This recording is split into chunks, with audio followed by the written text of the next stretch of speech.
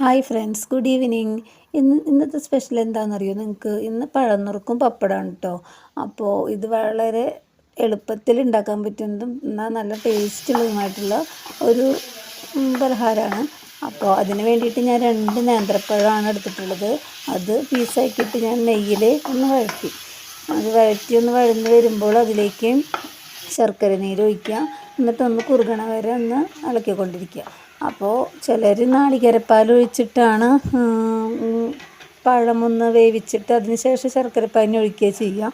എനിക്ക് മടിയായ കാരണം ഞാൻ നാളികേരപ്പാലൊന്നും ഉണ്ടാക്കിയില്ല. ഇങ്ങനെ കഴിക്കുകയാണെങ്കിലും നല്ല രസമുണ്ട്.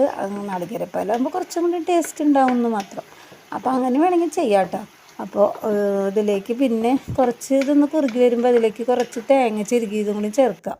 ഞാൻ കുറച്ച് തേങ്ങ ചേർത്തിട്ടുള്ളൂ. കൂടുതൽ ഇഷ്ടമുള്ളവർക്ക് വേണമെങ്കിൽ കുറച്ചും കൂടി ചേർക്കാം.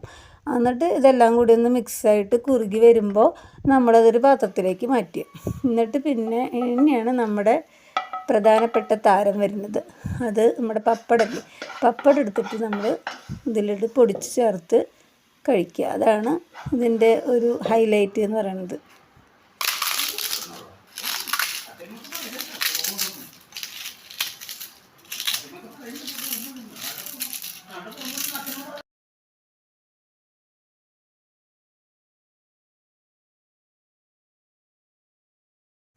അപ്പോൾ എന്തൊരു രസമാണെന്നറിയോ. ശരിക്കും നമ്മൾ പഴപ്രഥമനില്ലേ, പഴപ്രഥമൻ കഴിക്കണ പോലത്തെ ഒരു ഫീലാണ് വരിക. അപ്പോൾ നിങ്ങളൊന്ന് ട്രൈ ചെയ്ത് നോക്കൂ. ഇതിപ്പോൾ ചിലരൊക്കെ ചെയ്തിട്ടുണ്ടായിരിക്കും, പലരും കഴിച്ചിട്ടുണ്ടാവും. ഇപ്പോൾ കഴിക്കാത്തവരോടാണ് ഞാൻ പറയണത്. അപ്പോൾ ഇങ്ങനൊന്ന് ചെയ്ത് നോക്കിയൊക്കെ, വളരെ സിമ്പിളായിട്ട് ചെയ്യാവുന്ന കാര്യമല്ലേ.